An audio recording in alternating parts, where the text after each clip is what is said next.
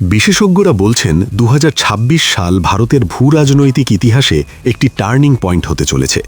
এমন কিছু সিদ্ধান্ত নেওয়া হবে যা ভারতের প্রতিবেশী দেশগুলোর সঙ্গে সম্পর্ককে চিরতরে নতুনভাবে সংজ্ঞায়িত করবে। আর সেই দেশগুলোর তালিকায় বাংলাদেশ একেবারে ওপরের দিকেই রয়েছে। জিওপলিটিক্সে আপনাকে স্বাগত। আজকের এই ভিডিওতে আমরা আলোচনা করব ভারত বাংলাদেশ গঙ্গা জল চুক্তি নিয়ে, যে চুক্তির মেয়াদ শেষ হচ্ছে ঠিক ২০২৬ সালেই। ১৯৯৬ সালে ভারত ও বাংলাদেশের মধ্যে যে গ্যাঞ্জেস ওয়াটার শেয়ারিং ট্রিটি স্বাক্ষরিত হয়েছিল সেটি ছিল ৩০ বছরের জন্য। অর্থাৎ ২০২৬ সালেই এই চুক্তির আইনি মেয়াদ শেষ হয়ে যাচ্ছে এবং ঠিক এখানেই শুরু হয়েছে কঠিন কূটনৈতিক আলোচনা।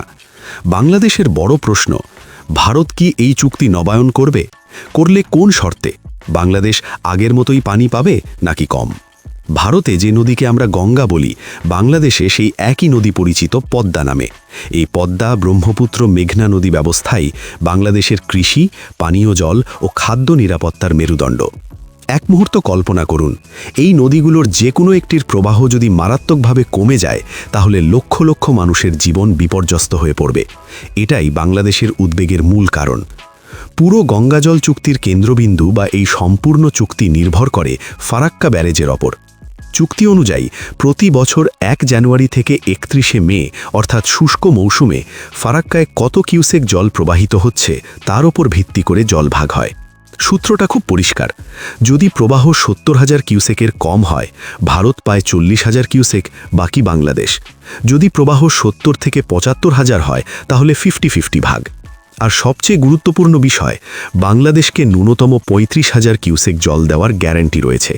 এটা আন্তর্জাতিক নদীর জল চুক্তির দুনিয়ায় খুবই বিরল উদারতা। অনেকে অভিযোগ করে ভারত নাকি জল নিয়ে কঠোর, কিন্তু বাস্তবটা একেবারেই উল্টো। ভারত বিশ্বের হাতে গোনা কয়েকটি দেশের মধ্যে পড়ে যারা এত বড় আকারে জল চুক্তি করেছে।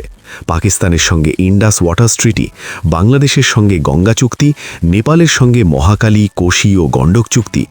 এদিকে চীন প্রায় কোনো নদী চুক্তিই করে না। সমস্যা একটাই, তাপমাত্রা বাড়ছে, নদীর প্রবাহ কমছে, জনসংখ্যা বাড়ছে। ভারতের জনসংখ্যা ১৪০ কোটির বেশি, বাংলাদেশের প্রায় ১৭ থেকে ১৮ কোটি।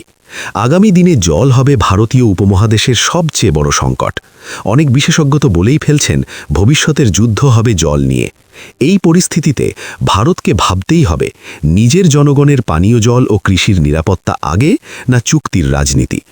বাংলাদেশ একদিকে বলছে গঙ্গা চুক্তি ৩০ থেকে ৫০ বছর বাড়ানো হোক, তিস্তা নদীর পূর্ণাঙ্গ চুক্তি চাই।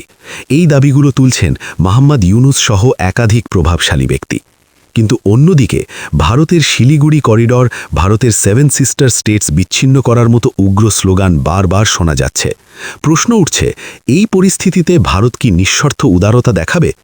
সব মিলিয়ে ২০২৬ শুধু একটি চুক্তির মেয়াদ শেষ হওয়ার বছর নয়, এটা ভারত বাংলাদেশ সম্পর্কের ভবিষ্যৎ নির্ধারণের বছর। চুক্তি হবে, কিন্তু শর্ত কি হবে, এটাই এখন সবচেয়ে বড় প্রশ্ন। আপনি কি ভাবছেন, বাংলাদেশ যদি গঙ্গা বা তিস্তা নদী নিয়ে দীর্ঘমেয়াদী চুক্তি চায়, তাহলে কি কি শর্ত রাখা উচিত বলে আপনি মনে করেন? জনসংখ্যা, নিরাপত্তা ও কৌশলগত স্বার্থ, এর মধ্যে কোনটা অগ্রাধিকার পাওয়া উচিত? কমেন্টে আপনার মতামত অবশ্যই লিখুন।